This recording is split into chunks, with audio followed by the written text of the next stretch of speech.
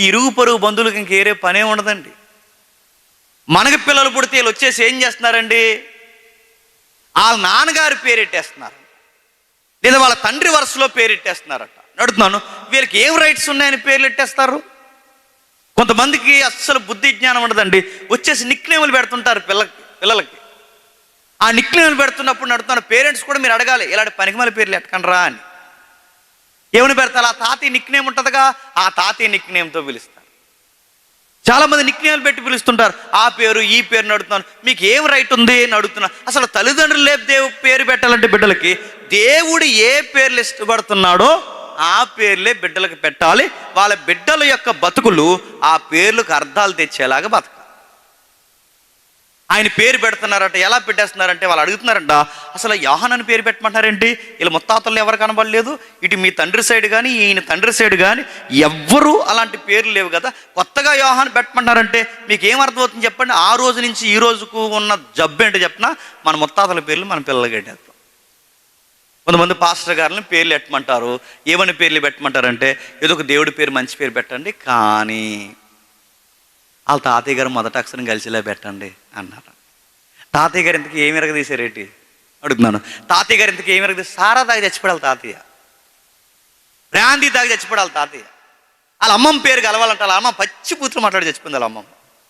వాళ్ళ పేర్లు కలపడం వాళ్ళ ప్రవక్తలా ప్రవర్తనీలా, వాళ్ళ పేర్లు కలపడం, వాళ్ళ పేర్లకి అర్థాలు లేవు. మళ్ళీ ఆ పేర్లు ఇలా కలిపి ఒక దైవికమైన పేరు పెట్టచ్చు అనుకోవచ్చుగా. పాస్టర్ గారికి రైట్ ఇచ్చారు మంచి పేరు పెట్టమని, మళ్ళీ ఒక అక్షరం కలపాలంటే ఈ అక్షరం ఇదిగో అప్పారావులో మొదట ఆ తెచ్చి అవినాష్ అని పెట్టారు, సుబ్బమ్మలో సూ తెచ్చి చెప్పండి ఏదో పెట్టండి, ఇంకా సువార్థికురాలని పెట్టాలంటే నడుగుతున్నా. ఇలాంటి పేర్లు నడుతున్నాయి, ఇలా కలిపేసి మీకు ఎవరు రైట్ ఇచ్చారో వీళ్ళు ఏమని మురిసిపోతారంటే, వీళ్ళు వచ్చిన వాళ్ళు కుదరండి, వీళ్ళు పోలికలు పెడతారు. ఏమని చెప్పినా ముక్కు అలా అమ్మదే అంటారు, రంగాల నాందే అంటారు. ఇవన్నీ చెప్పి వాళ్ళ పేర్లు వీళ్ళ పేర్లు మనల్ని బాగా గాలి కొట్టేసి ఏదో పేరు పెట్టేస్తారు. అలా పెట్టడానికి వీలు లేదు. వాళ్ళు చూడండి, వాళ్ళ ఆయన్ని ఆవిడ గౌరవిస్తుంది. చూడండి, ఎలిజబెత్ అమ్మ నీకు ఈ పేరు పెడుతున్నామంటే పెట్టండి అనలేదు. లేదు మా అమ్మగారి తాలికి పేరు పెట్టండి, మా నాన్నగారి తాలికి పేరు పెట్టండి అందా ఎలిజబెత్ అమ్మ. ఎలిజబెత్ అమ్మకి ఎంత గౌరవం భర్త అంటే, వద్దు, ఎందుకంటే మా భర్తకి దేవుడు ఒక పేరు పెట్టమని చెప్పాడు. ఆ పేరేదో నేను చెబుతున్నాను, ఆ పేరేదో కాదు, యోహాన్ అని పేరు పెట్టమన్నాడు. వాళ్ళు ఒక లుక్ ఇచ్చారు ఆ పెద్ద ఆయనకి, ఏమండి ఈ పేరేనంటే అవునా అని సజ్ఞలు చేసి అడిగితే అప్పుడు ఆయన అన్నాడట, ఎస్ ఆ పేరే పెట్టండి. పలక తీసుకుని ఆ పలక మీద రాసి ఆ పేరే పెట్టండి. ఎలిజబెత్ అమ్మకి ఆ వయసు అయినా ఇంకా తన భర్తను గౌరవించే ఆ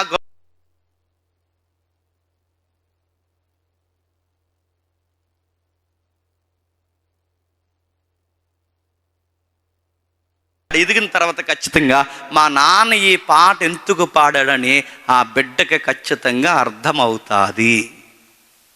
మన బిడ్డలకి జోల పాటలు పాడినా గుర్తుపెట్టుకోండి, ఒక అర్థవంతమైన పాటలు పాడతారా?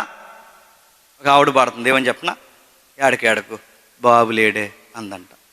బాబు లేకుండా ఆడెళ్ళొస్తాడండి నేను అడుగుతున్నాను. ఇంకొకటి అన్నాడట, అమ్మ లేదే అంటే, అమ్మ లేకుండా గ్రహంలో చూడబడతాడు. మన జోలపాటలో ఆడికి అర్థమైతే ఆడికి పిచ్చెక్కిపోతాడు ఆడు ఎదిగిన తర్వాత.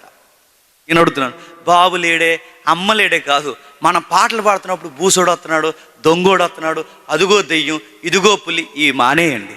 పాట పాడుతున్నప్పుడు వాళ్ళకి అర్థం అవ్వకపోయినా ఏదో ఒక దైవికమైన పాట పాడండి, వాళ్ళకి అర్థమయ్యేలా పాడండి. అందుకే వాళ్ళ నాన్నగారు పాడుతున్నారు. ఆయన పాడుతున్న పాట చిన్న పాట ఏం కాదు, ఆయన పాడుతున్న పాట ఈ రోజుకి ఒక ప్రసంగంగా మనం మాట్లాడుకుంటున్నామంటే తన కొడుక్కి ఒక వర్తమానం పాటగా చెబుతున్నాడు అన్నమాట. ఏమని చెబుతున్నాడు, ఏమని పాడుతున్నాడు? ఇశ్రాయేలు దేవుడు స్తుతింపబడును గాక, ఆయన తన ప్రజలకు దర్శనమిచ్చి వారికి విమోచన కలగజేసను. నా కళ్ళ ముందు ఒక అద్భుతం జరుగుతుంది, నేను చూస్తున్నాను. నా కళ్ళ ముందు జరుగుతున్న అద్భుతం ఏంటంటే, నా కొడుకు పుట్టడం అద్భుతం కాదు, వృద్ధాప్యంలో నా భార్య గర్భం ధరించి కొడుకుని కంటే నాకు అద్భుతం కాదు. 17 ఏళ్ళ ఆడపిల్ల మరియమ్మ నేడో రేపో గర్భం ధరిస్తాదే, అది కూడా వింత కాదు. నాకు వింత ఏంటంటే, జకరియా అంటున్నాడు, నాకు వింత ఏంటంటే దేవుడు తన ప్రజలను మర్చిపోలేదు. ఈయన మర్చిపోవడానికి మానవుడు కాదు. ఆయన మాటిచ్చాడంటే మాట తప్పడు. నువ్వు నేనైనా మాటిచ్చి మాట తప్పుతామేమో కానీ రాజకీయ నాయకులైన వాగ్దానాలు చేసి వాగ్దానాలు మేము నెరవేర్చలేకపోతున్నామంటారేమో కానీ ఈ దేవుడు మానవుడు కాదు కనుక ఆయన మాటిచ్చి మాట తప్పువాడు కాదు. ఆయన ఎప్పుడో ఇచ్చిన మాటను ఇంకా జ్ఞాపకాల్లో పెట్టుకున్నాడు. ఇది నాకు ఆశ్చర్యం. ఇది నాకు ఆశ్చర్యం అంటున్నాడు జకరియా. తన కొడుక్కి చెబుతున్నాడు. తన కొడుక్కే కాదు, వింటున్న వాళ్ళందరికీ వారి చెవులు గింగురమనేలా, వాళ్ళ రోమాలు నిక్కబడిసేలా ఆయన మాట్లాడుతున్నాడు. దేవుడు తన ప్రజల్ని మర్చిపోలేదు.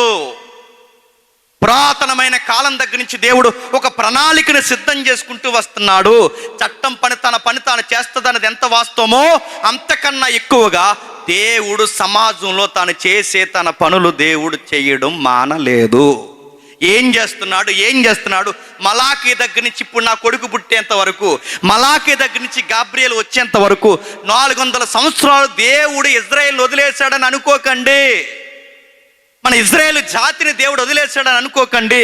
మన దేవుడు అబ్రహాము, ఇస్సాకు, యాకోబులకి మాటిచ్చిన దేవుడు, ప్రవక్తలకు మాటిచ్చిన దేవుడు, నీతిమంతులకు మాటిచ్చిన దేవుడు, పరిశుద్ధుల నోట ప్రవచనాలు చెప్పిన దేవుడు, పురాతన కాలం మొదలుకొని శాశ్వత కాలం నుంచి ఏ వాగ్దానాలు అయితే నెరవేరుస్తానని మాటిచ్చిన దేవుడు వాటిని మర్చిపోకుండా నెరవేరుస్తున్నాడు. అవి నా కళ్ళ ముందు కనబడడం స్టార్ట్ అయ్యింది అంటున్నాడు. అంటే ఏదో చెబుతున్నాడు. ఆ పాటలో ఏం చెప్తున్నాడు? ఆయన చెబుతూ తన దావీదు వంశం నందు మన కొరకు ఒక రక్షణ శృంగాన్ని స్టార్ట్ చేశాడు. ఇశ్రాయేల్ అందరూ దేవుని స్తుతించేలాగా ఒక దర్శనాన్ని అనుగ్రహించాడు. ఇశ్రాయేలుకి దర్శనమిచ్చాడు. దావీదు సింహాసనం ముందు రక్షణ ప్రారంభించాడు. శత్రువులందరి చేతుల్లో నుంచి మనల్ని రక్షించడానికి ఒక రక్షకుని, సేవియర్ని ఫామ్ చేస్తున్నాడు. ఒకటి కాదు, రెండు కాదు, ఆయన కార్యాలు ఎల్లకాలం మరుగైన సంగతులు ఇప్పుడు వరుసలోనికి వాడడం నేను చూస్తున్నాను. ఆది నుండి ఆయన చెప్తున్నాడు చూడండి. ఆది నుండి ఆయన మాట్లాడుతూ దీనిని గూర్చి ఆయన ఆది నుండి తన ప్రవక్తల నోట పలికించెను. ఆయన మన పితరులకు కరుణించుటకు తన పరిశుద్ధ నిబంధన అనగా మన తండ్రి అయిన అబ్రహాంతో తాను చేసిన ప్రమాణమును జ్ఞాపకం చేసుకుంటున్నాడు. ఏం పలికించాడు, ఏం చెప్పాడు? పురాతన కాలం నుండి, ఆది నుండి అంటే ఇప్పుడు అడుగుతున్నాను, ఆది నుండి అంటే బైబిల్ పరిభాషలో ఆది అంటే ఎక్కడి నుంచి తీసుకోవాలి? ఆది కాండం అంటే ఆది కాండం నుండి ఏదో మానవులకి మాట ఇచ్చాడట. ఆ మాట ఈ కొడుకు పుడుతున్న అదే టైం లైన్లో దేవుడు నెరవేర్చడం స్టార్ట్ చేస్తున్నాడు. ఎప్పుడు ఆది కాండము, ఎప్పుడు పురాతనమైన మనుషులు? ఆది కాండం ఎక్కడ? లూకా సువార్త రాస్తున్న మొదటి శతాబ్దపు కాలం ఎక్కడ? ఇక్కడ జరుగుతున్న ఈ సందర్భానికి, ఆది కాండంలో జరుగుతున్న సందర్భానికి లింక్ ఉంది. అది నెరవేరడం చూసి నాకు ఆనందం కలిగి నా కొడుక్కి చూస్తూ ఒక పాట సువార్త నేర్పిస్తూ ప్రవచనం చెప్తున్నాను. ఇది నా వలన వస్తున్న మాట కాదు, ఇది పరిశుద్ధాత్మని వలన వస్తున్న పాట. ఆ చక్కటి పాటను పాడుతా ఆయన అంటున్నాడు చూడండి. పరిశుద్ధుల నోట, పరిశుద్ధుల ప్రవక్తల నోట ఒక నిబంధనని జ్ఞాపకం చేసుకున్నాను. ఇప్పుడు అడుగుతున్నాను, నిబంధన అంటే చెప్పండి. నిబంధన చెప్పండి. నిబంధన అంటే ఒక ఆయన అన్నాడు, వాగ్దానం అన్నాడు. వాగ్దానం అంటే నిబంధన అన్నాడు. అది కాదు. నిబంధన అంటే డెఫినేషన్ ఏంటి చెప్పనా? మనం మాటిచ్చి మాట తప్పిపోయినా ఆయన ఎప్పటికీ మాట తప్పకుండా మీరు నన్ను మర్చిపోయినా నేను మర్చిపోనని ఒక అర్థం ఉంది చూసారా? అది దైవికమైన నిబంధన. నిన్ను నన్ను విడదీసేదికి ఎన్నొచ్చినా నేను మాత్రం నిన్ను వదలనని ఒక మాట ఉంది చూసారా? అది నిబంధన. దేవుడు నిబంధన చేశాడంటే మనమైనా మర్చిపోవచ్చేమో కానీ ఆ నిబంధన చేసిన వారు మర్చిపోవడం. దాన్ని మరొక పర్యాయ భాషలు ఏమంటారంటే ప్రామిస్ అంటారు. దేవుడు కొన్ని ప్రమాణాలు చేసుకుంటూ వచ్చాడు. ఎక్కడి నుండి? ఆది కాండం నుండి మలాకి వరకు. అంటే సుమారు 39 పుస్తకాల్లో కొన్ని ప్రమాణాలు, ప్రామిసులు చేశాడు. ఆ ప్రామిసులు నెరవేరుస్తున్నాడు, తన వాగ్దానాలు నెరవేరుస్తున్నాడు. ఇప్పుడు అడుగుతున్నాను, వాగ్దానాలు అంటే మనకి ఏం తెలుసు చెప్పండి? ఒక రెఫరెన్స్ బయటికి లాగడం అనుకుంటున్నాం మనం. వాగ్దానం అంటే ఏమనుకుంటే ఒక రెఫరెన్స్ బయట తెచ్చి దాన్ని ఏడాది అంతా అలా చూసుకుని ఇది నాకే అనుకుంటున్నాం. నడుతున్నాను. వాగ్దానం అంటే ఒక రెఫరెన్స్ బయట తెచ్చుకోవడం కాదు. అలాంటి రెఫరెన్స్ నేను చూడొద్దని అంటలేదు. వాగ్దానాలకు నేను వ్యతిరేకం కాదు. కానీ తీస్తున్న వాగ్దానం ఏది వాగ్దానంగా తీసుకోవాలో కాస్త నేర్చుకోండి. దేవుడు కొన్ని వాగ్దానాలు ఇచ్చాడు, అవి నెరవేర్చాడు. ఎక్కడి నుంచి? ఆది కాండం నుంచి మలాకి వరకు కొన్ని వాగ్దానాల పట్టిక దేవుడు ప్రారంభించాడు. అవి నెరవేరుస్తూనే వచ్చాడు. ఏం వాగ్దానాలు ఇచ్చాడు, ఏమి నెరవేర్చాడు? వాగ్దానం అంటే దేన్ని తీసుకోవాలో ఒక్కసారి ఆది కాండం రండి. ఒక్కసారి ఆది కాండం 3వ అధ్యాయం, ఆది కాండం 3వ అధ్యాయం, త్వరగా జాగ్రత్తగా. ఆది కాండం 3వ అధ్యాయం 15వ వచనం నుండి, ఆది కాండం 3వ అధ్యాయం 15వ వచనం నుండి. నీకును స్త్రీకిని, నీ సంతానానికి ఆమె సంతానానికి వైరము కలగజేసేదును, అది నీ తల మీద కొట్టును, నీవు దాన్ని మడిమి మీద కొట్టుదువని. జరుగుతున్న సందర్భాన్ని మీరు చూడండి. మొట్టమొదటి మానవులకి ఒక ప్రమాదం వచ్చి పడిపోయింది. ఏం జరిగిందంటే పాపం చేశారు. పాపం ఎలా చేశారంటే వాడు ప్రేరేపించాడు. వాడి ప్రేరణకి వీళ్ళు ఎలకం బోర్డు పెట్టారు. మొత్తం మీద వాడు వేసిన ఎత్తుగళ్ళకి వీడు సిత్తు అయిపోయారు. జరిగిన పాపం వాళ్ళతోనే పోయిందా? ఎప్పటి వరకు మనల్ని వెంటాడేస్తుంది. ఈ రోజు వరకు కూడా మనల్ని తరుముతుంది. ఈ రోజుకు ఇప్పుడు మెతుకులు గేడుస్తున్నాం, నీడ గేడుస్తున్నాం, కూడు గేడుస్తున్నాం. ఇప్పుడు ఆదాముకి ఇచ్చిన శాపం ఈ రోజుకి మన కళ్ళ ముందు కనబడుతుంది. మీరు చూడండి, ఎప్పటికీ గచ్చ పొదలు మొండ పొదలు కనబడుతున్నాయి అంటే ఈ భూమి మీదకి గచ్చ పొదలు మొండ పొదలు ఎలా వచ్చాయి? ఆదాముకు చెప్పిన పనిష్మెంట్ ఈ రోజుకి మనకు కనబడుతుంది. ఇప్పటికి ఒక స్త్రీ ఒక బిడ్డని కనాలి అంటే చచ్చి బతుకుతుంది. మళ్ళీ చెప్తున్నాను, చచ్చి బతుకుతుంది. చచ్చి బతికేంత ప్రమాదం ఎక్కడి నుంచి వచ్చింది? అదిగో ఆ ఆది కాండంలో అవ్వమ్మకి చెప్పాడే, అక్కడి నుంచి నా పనిష్మెంట్ ఇంకా కొనసాగుతుంది. చాలామంది ఏమంటారంటే మాకు సంబంధం ఏంటి, ఆదాముకి మాకు సంబంధం లేదన్నారు. నీలాగా అన్నారు వాళ్ళిద్దరు కూడా. ఆదామవ్వలు ఏదో చేస్తే మాకు సంబంధం ఏంటంటే నీలాగా అన్నారు మన ఆది తల్లిదండ్రులు కూడా.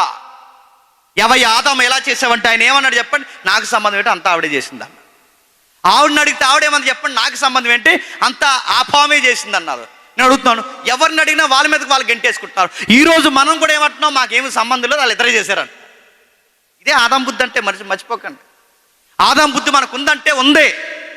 ఈ రోజుకి మీరు గమనించండి, ఇప్పటికీ మీరు చూడండి, తినేసి తినలేదంటాం, కీడి చేసి చేయలేదంటాం. అది ఆదాము నేచర్. ఇప్పుడు చూడండి, మొన్న మధ్య రిజల్ట్ వచ్చాయి. ఎరా ఎందుకు ఫెయిల్ అయిపోయినా అడగండి పిల్లల్ని. వాళ్ళు అడుగుతారు, నేనే కాదు అడుగు ఫెయిల్ అయిపోయాడు అంటే. నిన్ను అడిగితే అడగడం ఎందుకురా? అదో బుద్ధి.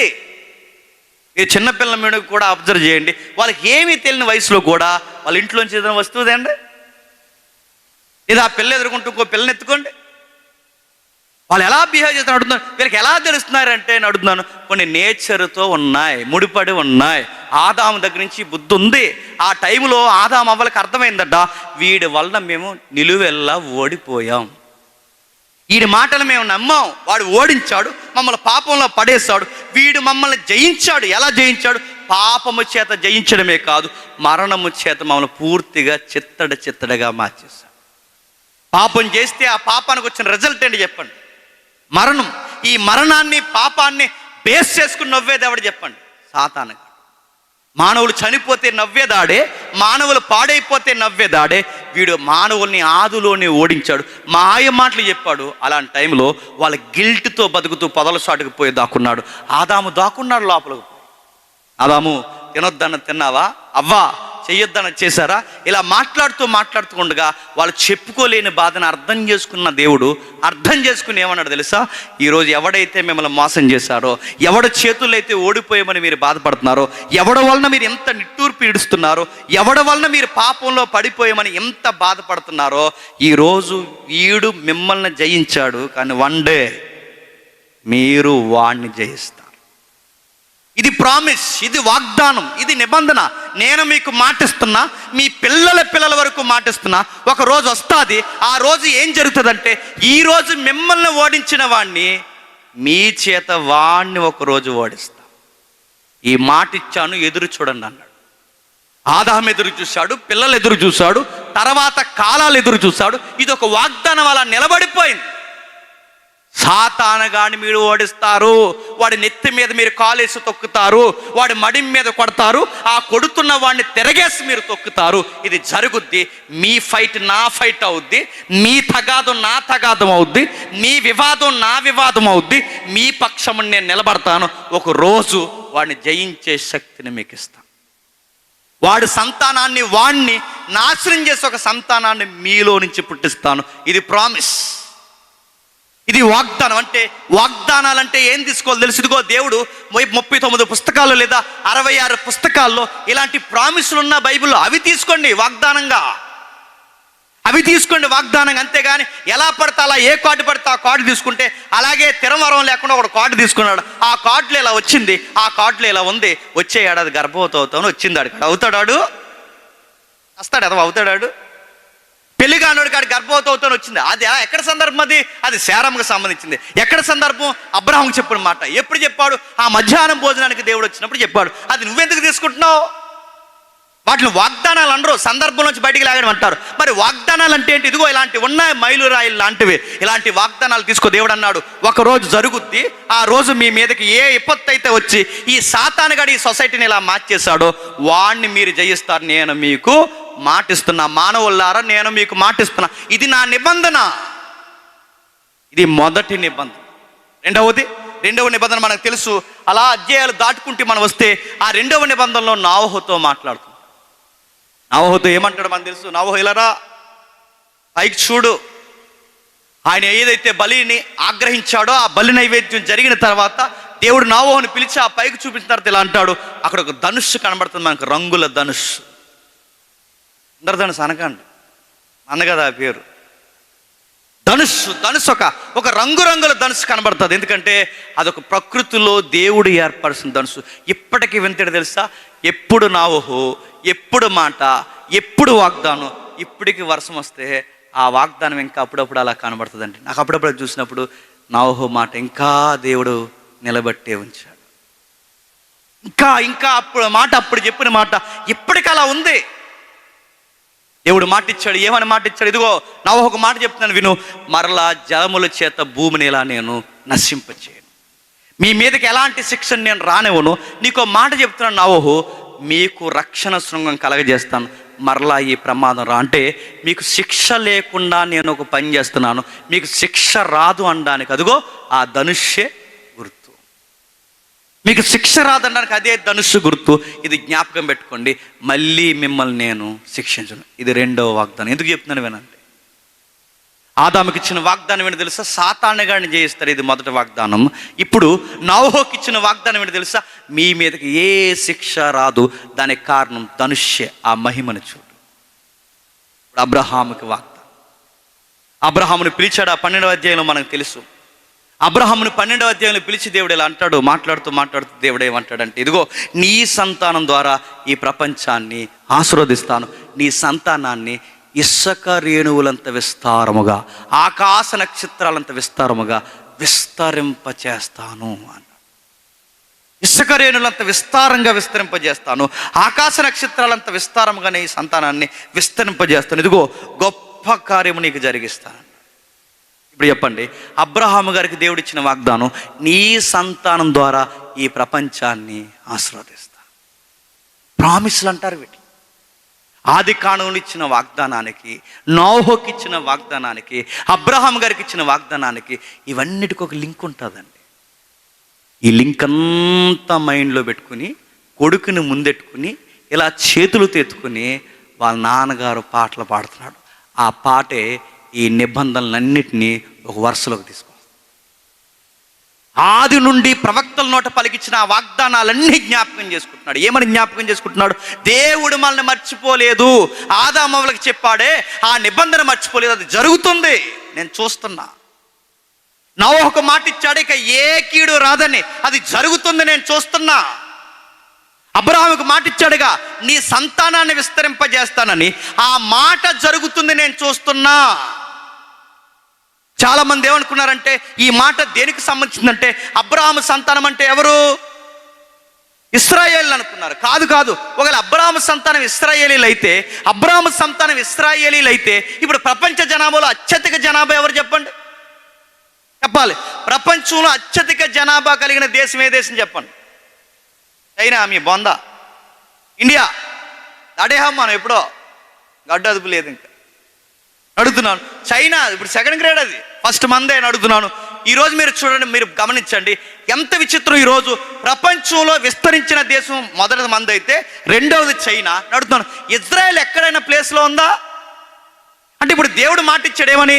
నీ సంతానాన్ని ఇసుక రేణువులంత విస్తారం చేస్తా. అంటే ఇండియా ఉందంతా, చైనా ఉందంతా, కానీ అంత జనాంగం ఎవరు లేరు చెప్పండి? ఇస్రాయేల్ లేరు.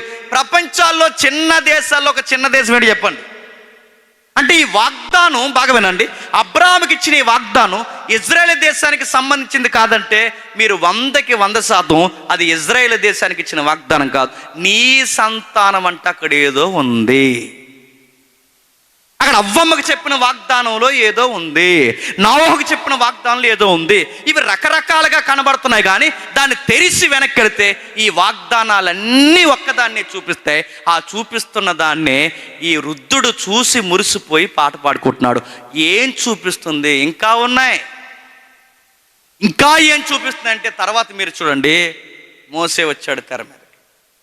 మోసేని దేవుడు అన్నాడు, ఇదిగో 20 లక్షల మందిని, సుమారు 6 లక్షల కాల్బలం అయితే అటు ఇటు మనం అన్నీ పోగేస్తే, ఆ స్త్రీలు పురుషులు ఈ వృద్ధులందరినీ పోగేస్తే 20 లక్షల మంది రౌండ్ ఫిగరు. ఈ 20 లక్షల మందిని వాగ్దాన భూభాగానికి ఐగుప్తు నుంచి నడిపించావే, ఇప్పుడు నేను చెప్తున్నాను మోసే, నీ వంటి ప్రవక్తని నా ప్రజల్లో మళ్ళీ పుట్టిస్తాను. ఇది వాగ్దానం. ఒక్కొక్క దిక్కున ఒక వాగ్దానం మీకు కనబడుతుంది. ఏమన్నా ఆది కాండంలో ఒక వాగ్దానం, రెండవది అబ్రహాము దగ్గర ఒక వాగ్దానం, అంతకుముందు నోవహు దగ్గర వాగ్దానం, ఇప్పుడు మోసే దగ్గర వాగ్దానం ఏమిస్తున్నాడంటే, ఇదిగో నీ వంటి ఒక ప్రవక్త వస్తాడు. ఇది వాగ్దానం. ఒక్కొక్క దిక్కునంటే ఒక్కొక్క తరానికి ఒక వాగ్దానాన్ని ఇచ్చి దీని కొరకు కనిపెట్టండి అంటున్నాడు. అంటే ప్రతి జనరేషన్కి ఒక వాగ్దానం ఉంది, ఆ వాగ్దానం కొరకే కనిపెట్టాలి, అంతేగాని రెఫరెన్స్ల పక్క తీసి కనిపెట్టడం కాదు. ప్రతి జనరేషన్కి ఒక ప్రామిస్ కార్డు ఉంటుంది అనమాట. ఆ ప్రామిస్ కార్డు వెనకాల అందరికి ఒకటే, అది అందరికి ఒకటే, ఆ జనరేషన్కి అదే. ఆది కాండానికి ఇదిగో ఆ పితరుల కాలానికి అదే, అవ్వమ్మకి ఇచ్చాడే అదే వాళ్ళు ఎదురు చూడాల్సింది. నోవహు కాలానికి వాళ్ళు ఎదురు చూస్తుంది అదే ప్రామిస్. అబ్రహాము కాలానికి అదే వాళ్ళు ఎదురు చూడాల్సింది. ఇప్పుడు మోసే నీ వంటి ప్రవక్తను పుట్టిస్తున్నాడే, వాళ్ళు ఎదురు చూడాల్సింది అదే. ఒక్కో తరానికి ఒక్కొక్క వాగ్దానాన్ని అనుగ్రహిస్తూ నడిపిస్తున్నాడు. చూడండి, ఇంకా ఏమి నడిపిస్తున్నాడు, ఇంకేమి నడిపిస్తున్నాడు. ఇంకా మనం చదువుకుంటూ వెళ్ళిపోతే ఆ తర్వాత అబ్రహాము తర్వాత మనకు కనబడేది దావీదు గారు కనబడేది. దావీదు గారు కనబడితే దావీదుతో దేవుడు అన్న మాట మనకు తెలుసు, నీ సింహాసనం మీద ఎప్పుడు ఒక దీపం వెలుగుతూనే ఉంటుంది, నీ సంతానం నుంచి పరిపాలించడానికి శాసనం ఎప్పుడు ఉంటుంది, నా కొరకు పరిపాలించడానికి నీకు ఒక కొడుకు పుడతాడు. ఆ కొడుకు నీకే కొడుకు కాదు, నాకు కూడా కొడుకు. ఆయన నీకే తండ్రి కాదు, నాకు కూడా తండ్రి. ఆయన రాజ్యం యుగయుగాలు ఉంటుంది, ఆ రాజ్యం శాశ్వతమైనది. ఆ రాజు కొరకు అందరూ మాట్లాడుకుంటారు. అలాంటి రాజు నీ సింహాసనం మీద ఒకడు ఉండక మానడు. అది సొలొమోను కూర్చనుకుంటే పొరపాటు. ఎందుకంటే సొలొమోను ఇప్పటికీ పరిపాలిస్తున్నాడా? లేదు. మీరు ప్రతి జనరేషన్ చూడండి, దావీదు కాలానికి కూడా ఒక వాగ్దానం ఉంది. ప్రతి కాలానికి ఒక వాగ్దానం. అంటే ఆది కాలం ఒక వాగ్దానం, నోవహు కాలం ఒక వాగ్దానం, అబ్రహాము కాలానికి ఒక వాగ్దానం, మోసే కాలానికి ఒక వాగ్దానం, ఇప్పుడు దావీదు కాలానికి ఒక వాగ్దానం. ఇంకా వాగ్దానాలు ఏమిచ్చాడంటే మీరు చదవండి, యెరెమీయా కాలం వచ్చేసరికి ఒక వాగ్దానం ఇచ్చాడు. ఏమైనా వాగ్దానం ఇచ్చాడు? ఇదిగో మీతో ఒక నూతన కార్యము నేను చేయబోతున్నాను. ఏంటి ఆ నూతన కార్యం అంటే, ఇప్పటి వరకు ధర్మశాస్త్రాన్ని మీకు అక్షర రూపంగా ఇచ్చాను, ఇప్పుడు ధర్మశాస్త్రాన్ని మీ హృదయాల మీద నేను రాయబోతున్నాను. ఇది నా నూతన నిబంధనల ఆజ్ఞ, ఇది వాగ్దానం. ఈ నూతన నిబంధనలు, ఈ వాగ్దానం మీ హృదయాల మీద రాస్తే మీరు ఏమవుతారు? మనుషులు, మీరు పతనమైపోయిన మీరు నూతన సృష్టిగా మారిపోతారు. మీ హృదయాల్ని నూతన హృదయాలుగా మార్చి. ఇన్ని వాగ్దానాలట, ఇవన్నీ మైండ్లో పెట్టుకుని పాట పాడుతున్నారంటే ఎవరు? జకరియా గారు. ఏమని పాడుతున్నారు? ఇప్పుడు రండి ఇవన్నీ లింక్ చేద్దాం. అసలు ఇవి ఎలా లింక్ అవుతాయి, ఏం జరుగుతున్నాయి ఒక్కసారి లింక్ చేద్దాం. ఒకసారి రండి. అదే లూకా సువార్త 1వ అధ్యాయం, అదే లూకా సువార్త 1వ అధ్యాయం 67వ వచనం నుండి. మరియు పరిశుద్ధాత్మ పూర్ణుడై ఇట్లు ప్రవశించెను, ప్రభు అయిన ఇశ్రాయేలు దేవుడు స్తుతింపబడును గాక. ఆయన తన ప్రజలకు దర్శనమిచ్చి వారికి విమోచన కలగజేసెను.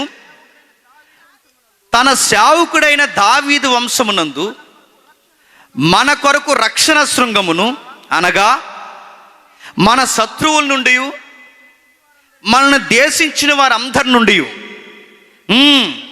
తప్పించి రక్షణ కలగజేసినప్పుడు బాగా వినండి. ఇప్పుడు ఇవన్నీ మైండ్లో పెట్టుకుని ఆయన పాట పాడుతూ ఆయన ఆది నుండి తన పరిశుద్ధుల ప్రవక్తల నోట పలికించిన, ఏం పలికించాడు, ఎక్కడెక్కడ పలికించాడు? ఆది కాండంలో మీకు సర్పానికి వచ్చిన గొడవకి నేను మధ్యలోకి ఒకరిని పంపుతానన్నాడు. అక్కడ మీరు చూడండి, నీ సంతానం అన్న దగ్గర ఆది కాండంలో ఫుట్ నోట్ ఉంటుంది, ఏమని? ఆయన అని ఉంటుంది. అంటే దేవుడిస్తున్న వాగ్దానం ఏంటి తెలుసా? మీ పక్షమున ఫైట్ చేయడానికి ఒక ఆయన్ని పంపుతాను. ఆయన ఎవరో కాదు, నా సుతుడు. ఆయన ఎవరో కాదు, దైవము. ఆయన ఎవరో కాదు, నా పక్షమును రాబోయే నజరేయుడైన యేసుడు. ఇప్పుడు చెప్పండి, ఆది కాండంలో చేసిన సర్పం యొక్క కాటుని, ఆది కాండంలో తెచ్చిన మరణం యొక్క భయంకరమైన పరిస్థితిని, పాపం యొక్క పరాకాష్ని, మళ్ళీ దాన్ని ఎక్కడ తుంగలో తొక్కడానికి దేవుడు ఎక్కడ ప్రణాళిక రెడీ చేశాడు తెలుసు? ఇదిగో ఆ 17 ఏళ్ళ అమ్మాయి గర్భంలో దేవుడు ఈ ప్రణాళిక నెరవేరుస్తున్నాడు. స్టార్ట్ అయిపోయింది. ఇశ్రాయేలుకి దేవుడు దర్శనం అనుగ్రహించడం ప్రారంభించాడు, రక్షణ ప్రణాళికను ప్రారంభించాడు. చట్టము తన పని తాను చేస్తుందన్నది ఎంత వాస్తవమో అంతకన్నా ఎక్కువగా దేవుడు తన పని తాను చేయడం మానలేదు. ఇశ్రాయేలుని కాపాడు దేవుడు, కొనకడు నిద్రపోడన్న మాట నెరవేరడం నేను కళ్ళారా చూస్తున్నాను. ఎలా అంటే దేవుడు ఆది కాండంలో ఇచ్చిన మాటని తన కొడుకు ద్వారా నెరవేర్చబోతున్నాడు. ఏమైంది? పాపం వలన వచ్చిన జీతం మరణమైతే ఆ మరణాన్ని మీదేసుకోవడానికి ఆడు మడిం మీద కాటేశాడు మరణంలాగా. ఆ మరణాన్ని తుంగలో తొక్కడానికి మరణించి తిరిగి లేచాడు. ఇది మొదటి వాగ్దానం నెరవేరు. అంటే ఆది కాండంలో ఇచ్చిన ఆ వాగ్దానము కలవరిగిరి మీద నెరవేర్చడానికి తన సుతుణ్ణి ప్రారంభించడం దేవుడు చేస్తున్న కార్యాన్ని జకరియా చూస్తున్నాడు అన్నమాట. అందుకే మురిసిపోతున్నాడు. తనకు పుట్టుతున్న కొడుకుని చూసి మురిసిపోవట్లేదు ఆయన. తనకు పుట్టిన మగబిడ్డను చూసి మురిసిపోవట్లేదు. తన బిడ్డ ఎందుకు పుట్టాడు ఆయనకు అర్థమైంది. నా బిడ్డ ఎందుకు పుట్టాడంటే దేవుని కుమారుడికి పైలట్గా పుట్టాడు. పైలట్ రక్షణ శృంగం నా కొడుకు వెనకాల రాబోతుంది. నా కొడుకు పుట్టుక వెనకాల, అంటే నా కొడుకు ఎందుకు పుట్టాడంటే కారణం ఒకటే, ప్రచారం చేయడానికి పుట్టాడు. ఏం ప్రచారం చేయడానికి? వీడి పుట్టుకకి దేవుని కుమారుని పుట్టుకకి సంబంధం ఉంది. ఆ దేవుని కుమారుని పుట్టుకకి వాగ్దానాలకి సంబంధం ఉంది. ఇది నా తరంలో జరగడం నా కళ్ళారా నేను చూస్తున్నానని మురిసిపోతున్నాడు జకరియా. తన వాగ్దానాన్ని నెరవేరుస్తాడు. ఎక్కడ వాగ్దానం? ఇదిగో ఆది కాండంలో సర్పం తెచ్చిందే ఆ కాటుని దేవుడు ఎక్కడ ఎరగబోతున్నాడు? మరణపు ముళ్ళుని కలవరి గిరి మీద ఇరిసేశాడు. కలవరి గిరి మీద మరణపు ముళ్ళుని ఇరిసి, ఇదిగో మడి మీద కొట్టారంటే కొట్టారు, మరణంతో కొట్టారు ఆయన్ని. ఆ మరణంతో కొట్టిన సర్ప సంతానం దెబ్బని 3వ దినాన తిరిగి లేశాడు. ఒక మాట ఇచ్చాడు, ఏమని? ఇక ఏం జరగదు. ఇదిగో ఈ ధనుస్సును చూడు, ఈ ధనుస్సును చూడు. ఈ ధనుస్సు దేనిని చూపిస్తుందంటే, ఎబ్రీ పత్రిక ఇంటికి వెళ్ళిన చదవండి. దేవుని మహిమ ఎవరై ఉన్నారట? క్రీస్తు. ఈ మహిమ ఏ మహిమను చూపిస్తుందంటే క్రీస్తు అనే మహిమను చూపిస్తుంది. ఆ రోజు నోవహు చూచాయిగా ఆ మహిమను చూసినంత కాలము నీకేమీ జరగదని భరోసా ఎలా అయితే ఇచ్చిందో, ఆ మహిమ మనందరికీ ఏం చూపిస్తుందంటే దేవుని మహిమైన క్రీస్తునందున్న వారికి ఏ శిక్షా విధి లేదు. Guarantee, promise card. క్రీస్తునందున్న వారికి ఏ శిక్షా విధి లేదు. ఆ రోజు సర్పం ఓడించిన ఆ సర్పాన్ని ప్రభు ఓడించాడు. నెరవేర్పు జరుగుతుంది కలవరిగిరి మీద. 2వ నెరవేర్పు ఏంటో తెలుసు? ఇదిగో ఈయన యందు నమ్మిక ఉంచితే ఇక ఎవ్వడికి ఏ పనిష్మెంట్ రాదు. ఆ రోమపత్రిక 8వ అధ్యాయం అదేగా మొదటి మాట. ఇదిగో క్రీస్తునందు నిద్రించిన వారికి ఇక ఏ శిక్షా విధి లేదు. ఆయన యందు విశ్వాసం ఉంచిన వారికి, అంటే ఇప్పుడు ఆ ధనుస్సులో అదే మీనింగ్ ఉందంటే అదే మీనింగ్. దాన్ని నమ్మితే ఎలాగైతే ఏ శిక్షా విధి రాదని మనం ఎలా అయితే నమ్ముతున్నామో, ఇప్పుడు దానికన్నా ఫుల్గా మనకు అర్థం కావాల్సిందంటే సంపూర్ణంగా మనకు అర్థం కావాల్సింది ధనుస్సు కన్నా గ్యారంటీ ఎవరో తెలుసా? దేవుని మహిమా స్వరూపి అయిన క్రీస్తు. ఈ క్రీస్తు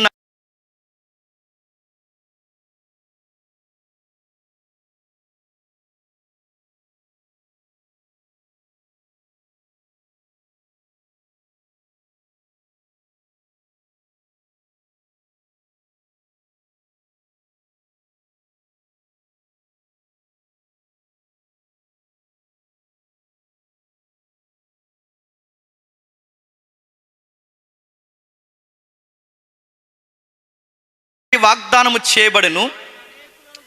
ఆయన అనేకులను గూర్చి అన్నట్టు నీ సంతానానికని చెప్పక ఒకరిని గూర్చి అన్నట్టే నీ సంతానమునకు అనెను.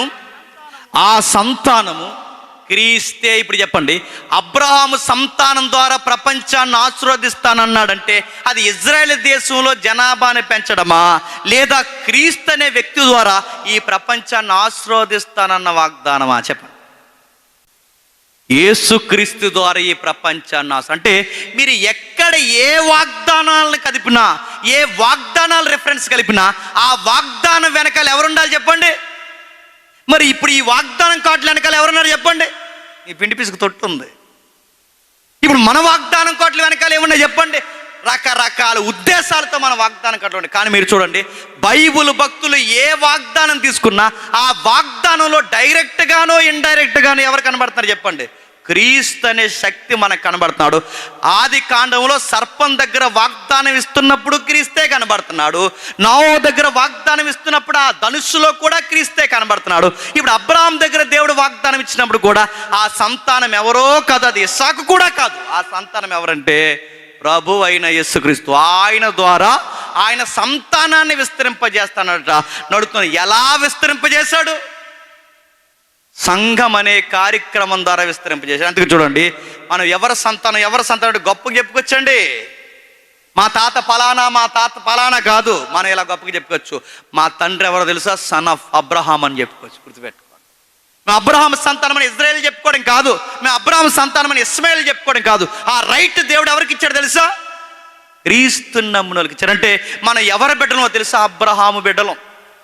ఈ బిడ్డలు విస్తరించారండి. ఇప్పుడు చూడండి, ప్రపంచంలో అత్యధికంగా విస్తరించిన, వాళ్ళ భాషలో ప్రపంచంలో అత్యధికంగా విస్తరించిన జనాభా ఎవరు చెప్పండి? క్రైస్తవులు. ఇసుక రేణువులంత విస్తారముగా, ఆకాశ నక్షత్రాలంత విస్తారంగా క్రీస్తు నమ్మినంత జనాభా ఇక ఏ దేవుడినన్న భూమి మీద నమ్మారు చెప్పండి? ఇప్పుడు మనకు అర్థం కావాల్సింది, ఇప్పుడు మనం నేర్చుకోవాల్సింది, అబ్రహాము వాగ్దానం నెరవేరుతుంది. అబ్రహాము వాగ్దానం నెరవేరడమే కాదు, మనకి ఎంత ధైర్యం అంటే మేము అబ్రహాము వాగ్దానానికి వారసులం. అబ్రహాము కలిగినవన్నీ అబ్రహాముకే కాదు, అబ్రహాము కలిగినవన్నీ నావి కూడా. అబ్రహాముకి దేవుడు ఏమి ఇచ్చాడు? ఇదిగో నిత్యత్వాన్ని ఇస్తా అన్నాడు. అబ్రహాముకి భూభాగాన్ని ఇస్తా. అబ్రహాం ఏమన్నా తెలుసా? ప్రభా ఇది కాదు, ఆ పునాదులు కలిగిన పట్టణంలో నాకు పౌరసత్వం అనుగ్రహించు. అబ్రహాముకి ఏ పౌరసత్వాన్ని ఇస్తానన్నాడో నీకు నాకు కూడా అదే పౌరసత్వాన్ని దేవుడు అనుగ్రహిస్తానన్నాడు. నీకు నాకు అదే కార్యక్రమం. అంటే మన అబ్రహాం సంతానం గొప్పగా చెప్పుకోవచ్చు. నీ వంటి ప్రవక్తని అవును, మోసే వచ్చి ఐగుప్తు నుంచి విడిపించి కానాను భూభాగాన్ని నడిపించాడు. కానీ మోసే కన్నా గొప్ప ప్రవక్త, మోసే వంటి ప్రవక్త. ఆ రోజు ఇశ్రాయేల్ని విడిపించడానికి ఆ ప్రవక్త మోసే నిలబడితే, ఇప్పుడు ఈ సంఘాన్ని లోకమనే ఐగుప్తు నుంచి విడిపించి పరలోకాన్ని నడిపించడానికి మన కోసం వచ్చిన ఆ ప్రవక్త ఎవరు చెప్పండి? ప్రభు అయిన యేసుక్రీస్తు.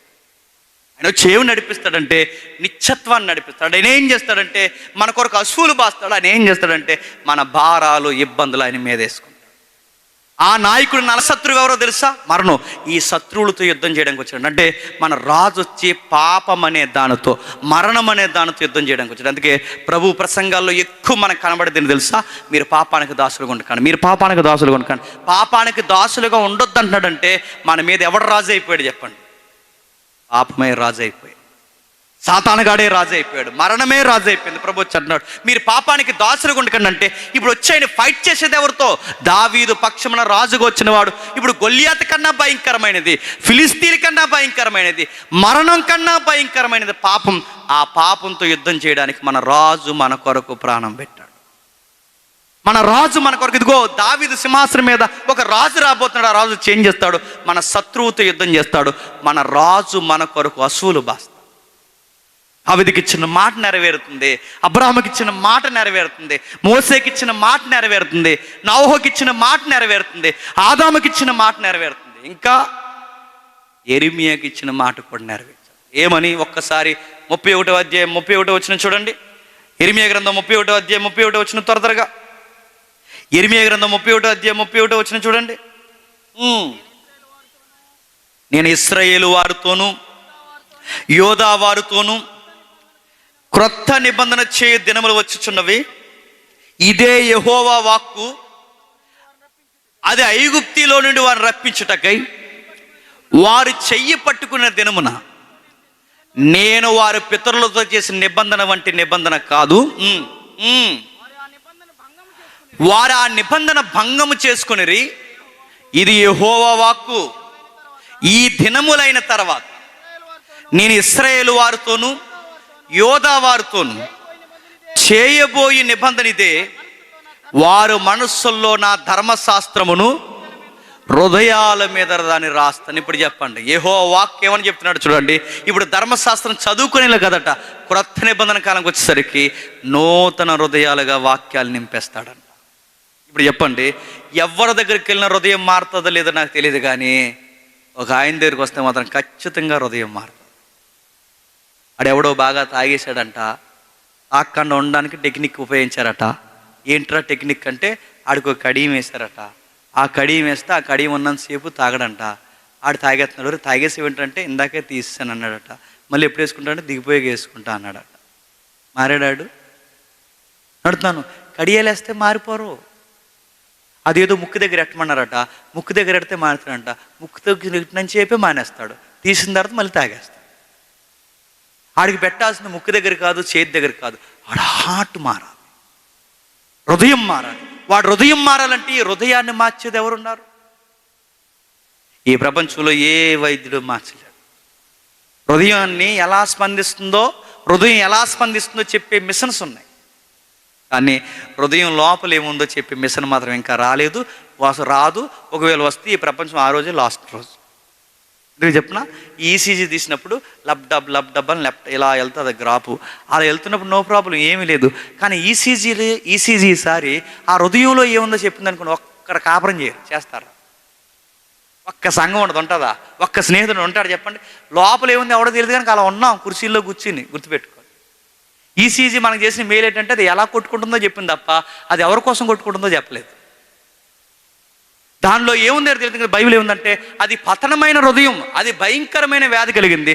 దాన్ని గ్రహించడం ఎవడి వలన కాదు, దాన్ని ఏ డాక్టర్ దాన్ని జిరాక్స్ తీయలేడు. దాన్ని పట్టేది ఎవరైనా ఉన్నారంటే హృదయాన్ని ఇచ్చిన వాడే హృదయాన్ని మార్చగలడు. ఆ వైద్యుల వల్ల తప్ప ఎవరి వల్ల మారదు. నాకు ఆ సువార్థికుడి పేరు మర్చిపోయాను, ఆయన పుస్తకాలు చాలా బాగుంటాయి. ఆయన మారక ముందు చాలా స్త్రీలతో అక్రమ సంబంధం పెట్టుకునేవాడు అంట. ఆయన మనేజ్రాయ్. ఆయన మారిన తర్వాత కూడా ఎందుకో కొన్ని మాటలు అప్పుడప్పుడు బైబిల్ చదివినా, ఆ బైబిల్ చదివినా కూడా ఆ బైబిల్ వాక్యాలు గుర్తున్న మాట ఏంటంటే హృదయం వ్యాధి కలిగిందన్న మాట గుర్తుంది. మరో మాట గుర్తుంది, ఒకడు మోహపు చూపుతో చూస్తే ఆ రోజే వాడు వ్యభిచారం చేసినట్టు అని కూడా ఉంది. ఆ మాటలు చదువుకున్న ఆయన పాపం చేయడానికి వెళ్ళిపోయాడు. ఏం చేశాడు పాపం అంటే, మీరు చదివి ఉంటారు, వినే ఉంటారు. ఎగ్జాంపుల్, ఆ పాస్టర్ గారు అంటే ఆయన మా తర్వాత పాస్టర్ అయ్యాడు ఫుల్ ఫ్లెడ్జ్డ్గా.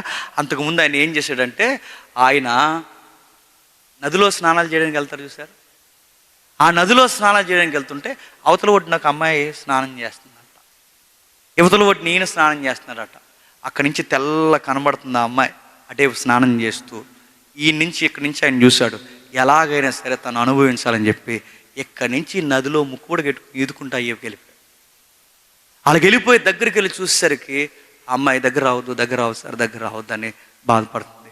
ఆమెను చూసి ఒక్కసారి ఏడ్చేశాడు. ఎందుకు ఏడ్చాడు చెప్పిన, ఆ అమ్మాయి ఒళ్ళంతా కుష్టి వ్యాధి, నడినెత్తి మొదలుకొని అరికాల వరకు మొత్తం కుష్టి వ్యాధి ఉంది. ఏడుస్తుంది, అయ్యా దగ్గర రావద్దు, నా కుష్టి మీ కంటికి పోద్ది, దగ్గర రావద్దు అంటే ఆవిడ ఏడుస్తూ ఒక మాట అన్నాడు.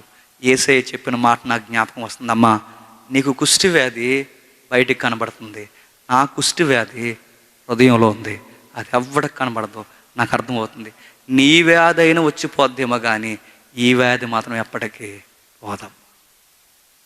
ఇది పోవాలంటే ఒకటి వల్ల అవుద్ది, ఆయన పేరు నజరేయుడైన యేసు. ఆయన ఒక్కడే మార్చగలడు. అందుకే ఇర్మియా అంటున్నాడు, మీ హృదయాలు మార్చండి. మీకు ఎన్ని వాక్యాలు ఇచ్చినా మీరు పాటించరు, మీకు ఎన్ని ప్రసంగాలు చెప్పినా మీరు పాటించరు, మీకు ఎన్ని ఓకదంపుడు ప్రసంగాలు చెప్పినా మీ బుర్రలకు ఎక్కువ. మీరు పాటించాలంటే ముందు మీ హార్ట్ మారాలి. అది ఎలా మారుతుంది? అది ప్రభువు వస్తే తప్ప, ఆయన కలగజేసుకుంటే తప్ప, ఆయనకి గేటులు తీసి ఆహ్వానిస్తే తప్ప, ఆయన తెచ్చుకుని గుండెల్లో పెట్టుకుని ఈ హృదయం అనే సింహాసనం మీద ఆయనకి ప్లేస్ ఇస్తే తప్ప మన హృదయాలు మారు. అందుకే ప్రభువు నమ్ముకున్న వారు మారిపోయారంటే మారిపోయారు. బైబిల్లో ఒకరు కాదు, ఇద్దరు కాదు, ముగ్గురు కాదు, ఏకంగా 5. ఆవిడ పేరు లేదు బైబిల్లో, వాళ్ళ ఊరి పేరు ఉంది, సమరయ స్త్రీ. ఒకరు కాదు, ఇద్దరు కాదు, ఏకంగా 5గురు. ఆ ఉన్నవాడు ఇప్పుడు అది ఏ కమ్యూనికేషన్లో ఉన్నాడో కూడా తెలియదు. ఈ మధ్యకాలంలో కొత్త ప్రసంగాలు మొదలెట్టారు. కొత్త ప్రసంగాలు ఏంటంటే వాళ్ళ భర్తలు కాదు, దేవుళ్ళని భర్తలు కాదు, నీ బొంద అన్నారు. నువ్వు చూసావా? హిస్టరీ తెలియదు, టెక్స్ట్ తెలియదు, లాజికల్ సబ్జెక్ట్ తెలియదు, థియాలజీ తెలియదు, ఏమీ తెలియదు. ఈ పోలిక ప్రసంగాలు మాత్రం తెలిసేలా. అక్కడ ఏ సందర్భంలో గ్రావిటీ పదాలు ఉపయోగించడం తెలిసా తెలియదు. వీళ్ళేమంటున్నారంటే అక్కడ మనుషుల కోసమే రాశాడు, దేవుళ్ళ కోసం కాదు. ఆ 5గురు భర్తలు అంటే వాళ్ళ భర్తలు, ఆ భర్తలు అన్నది వాళ్ళు నిజంగానే మనుషులే, ఆ భర్తల వరకే రాశారు. వీళ్ళేమంటారంటే 5గురు భర్తలు అంటే ఆ భర్తలు అంటే దేవుళ్ళని భర్తలుగా పోతే మీ బొంద పోల్చాడు దేవుళ్ళ భర్తలు.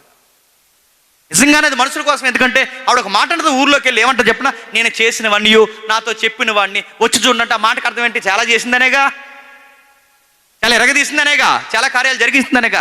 అందరు కళ్ళు కప్పింది, ఎన్నో విషయాలు పట్టుకొని తిరిగింది. ఈ చెవినింది ఎవడ ఎలా గడిసినా నా లైఫ్ నాకే అందే. కానీ ఒక విషయం అర్థమైంది, తనకు మాత్రం ఒక విషయం తెలిసట, ప్రార్థన అంట, కార్యక్రమాలేనంట. పైపెచ్చుకి ఆధ్యాత్మిక చింతన మాట్లాడుతుంటే ఆవిడ ఏముందో చెప్పండి? ఆధ్యాత్మిక చింతన మాట్లాడుతుంటే ఆవిడ ఏముందో తెలుసా? మాకు తెలుసు సబ్జెక్ట్ అంతా, మేము కొండ మీద ఆరాధిస్తాం, మీరు ఎరుసలేములో ఆరాధిస్తారు. ఎందుకు? మా వర్షిప్పే, మీ వర్షిప్ అంటే అప్పుడు అన్నాడమ్మా, వర్షిప్ చేయాలంటే ముందు ఇంట్లో తినంగా ఉండాలమ్మా అని చెప్పాడు. ఆత్మతో సచ్చిందంటే ఇంటర్నల్గా బాగుండాలి, బాహ్యంగా బాగుండాలి. అప్పుడు అమ్మ వర్షిప్ చేయాలి. వర్షిప్పే. తెంగర కార్యక్రమాలు అంటే దాన్ని వర్షిప్ అంటారమ్మా, రక్తి కార్యక్రమాలు అంటారమ్మా అని చెప్పాడు. ఆ పదం లేదు కానీ నేను అంటున్నాను. ఇప్పుడు లేరు చెప్పండి, ఈరోజు లేరు అలాంటి వాళ్ళు. అక్కడికి వెళ్ళి తెగ ప్రార్థన చేసి తెగ వర్షిప్ చేస్తారు, బయటకు వచ్చి పచ్చి బుద్ధులు మాట్లాడతారు. ఎంత భద్రాలో ఆడికి వెళ్ళి గొప్ప పాటలు పాడతారు. ఆడు పేరు మళ్ళీ శారమ్మ నోటి నిండా బూదులే. అడుగుతున్నాడు, ఇది వర్షిప్ అవుతుంది. వర్షిప్ అంటే చెప్పిన ఆత్మతో సత్యముతో సజీవయాగంగా మన శరీరాలని ఎప్పుడు నిష్ఠాగరిష్ట కట్టుకుని మన నడుముల్ని మన ఆలోచన కట్టుకుంటాం, అది వర్షిప్ అవుతుంది.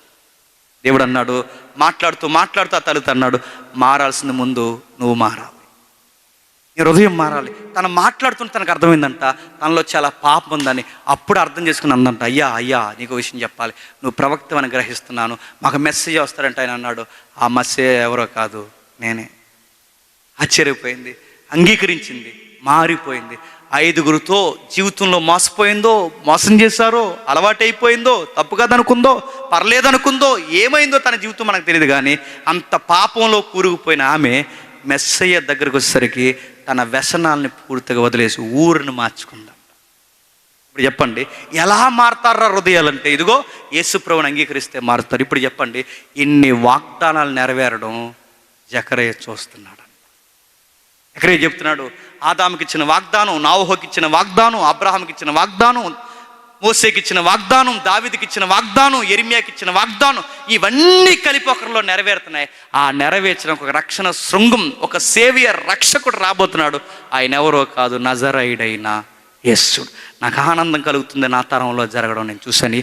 ఈ మాట ఈ సువార్త తట్టుకోలేక ఎవరికి చెప్తున్నాడు తెలుసా? తన చిన్న బిడ్డ అయిన తన కొడుకు చెప్తున్నాడు. ఏమని చెప్తున్నాడు? నాన్న నీకు ఆ విషయం చెప్పాలరా, దేవుడు మనల్ని మర్చిపోలేదు, తన ఇశ్రాయేలుని మర్చిపోలేదు, తన ప్రజల్ని మర్చిపోలేదు, తన శత్రువుల చేతి నుంచి విడిపించడానికి దేవుడు మర్చిపోలేదు. తన కార్యక్రమాలు ప్రారంభించడానికి 76వ వచనంలో ఏమంటాడు చూడండి, మరియు ఓ శిశువా నువ్వు సర్వోన్నతిని ప్రవక్త అనబడదు, మన దేవుడు మహావాక్యములను బట్టి వారి పాపములను క్షమించుటకు వస్తున్నాడు. ఓ శిశువా నువ్వు ప్రవక్త.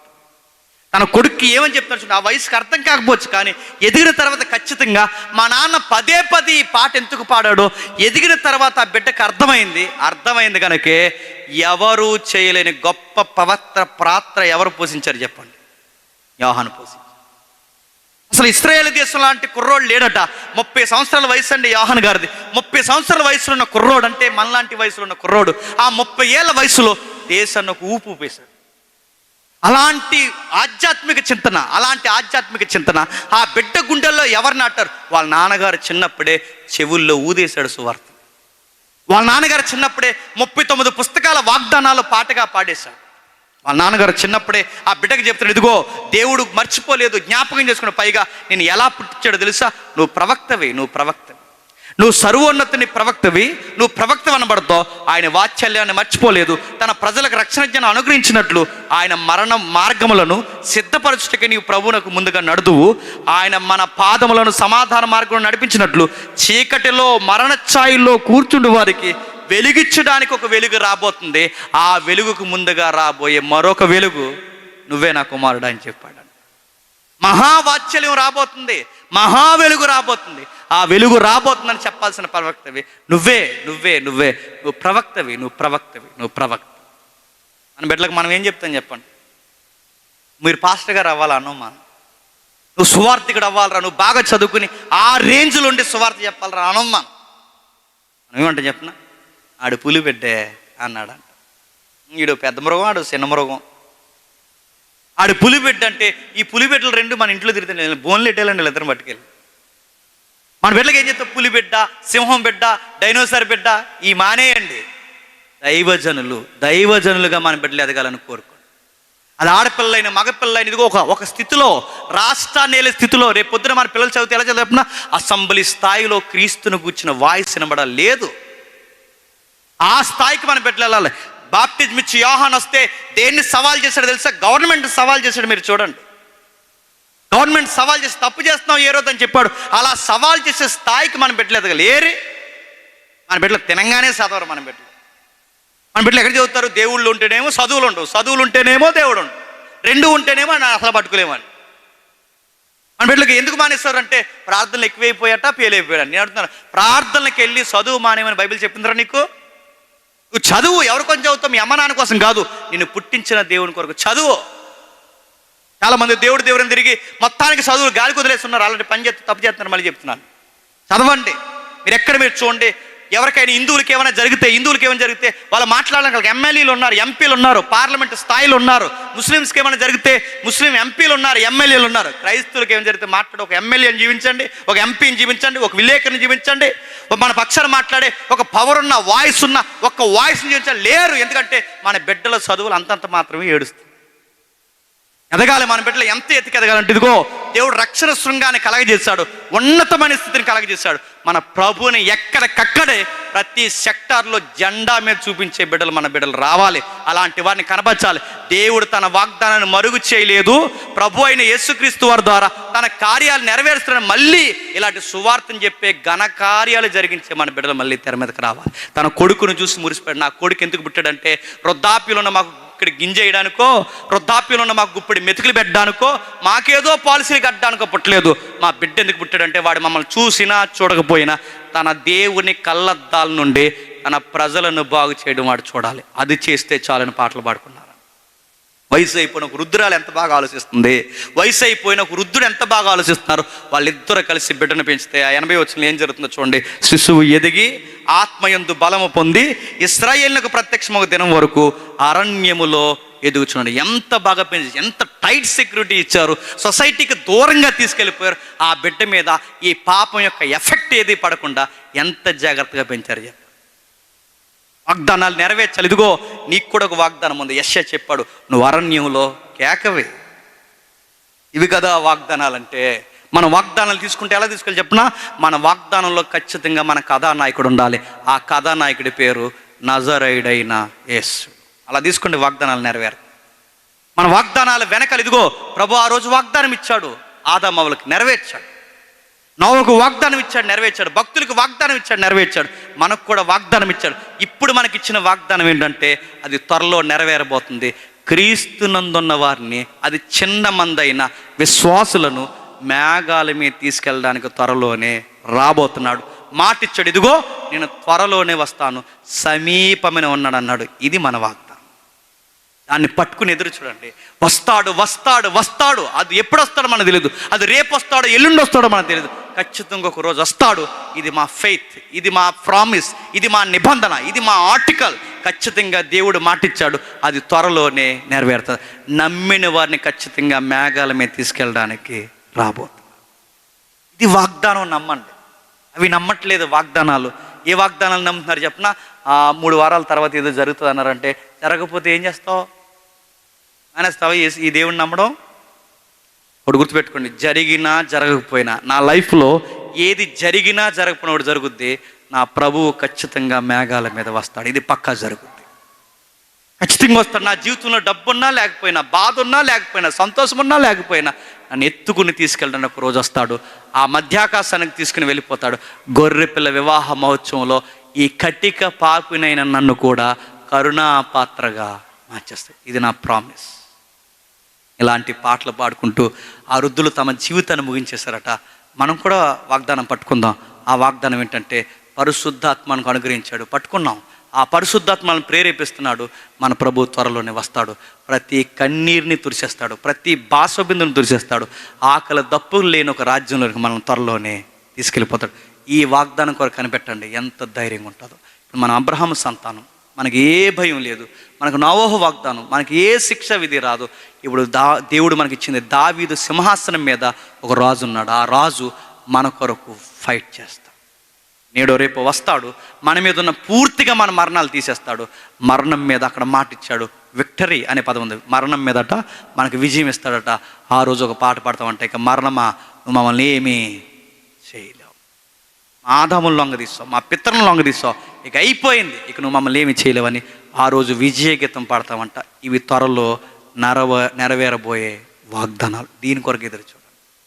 ఇల్లు ఇస్తావా, వాకులు ఇస్తావా, సెంట్ ఇస్తా అన్నాడు, వాలంటరీ మారిపోయాడు, ఇంకేమైనా నీ బంధు ఇస్తాడు. నీకు ఇల్లు ఇచ్చిన ఇవ్వకపోయినా గుర్తుపెట్టుకో, పరలోకమందు ఉన్నతమైన స్థలం ఇస్తాడు నీకు, అది గుర్తుపెట్టుకో. తరములు తరగని నిత్యత్వాన్ని ఇస్తాడు, అది గుర్తుపెట్టుకో. ఈ వాగ్దానాలు వీటి కొరకు ఎదురు చూడండి. దీని వెనకాల నెరవేర్చడానికి ప్రామిస్గా మనకి నిలువెత్తు సాక్ష్యంగా నిలబడేది క్రీస్తు మాత్రమే. ఈ నమ్మిన వారు ఏ శిక్ష విధి లేదు. ఈ నమ్మిన వారు మోసపడిన మనమైనా మాటిచ్చి మాట తప్పొచ్చేమో కానీ దేవుడు మాటిస్తే మాట తప్పడుగాక తప్పడు. ఆ మాట త్వరలోనే నెరవేరుస్తాడు. అందులో మీ అందరూ ఉండునుగాక. Amen, amen, amen.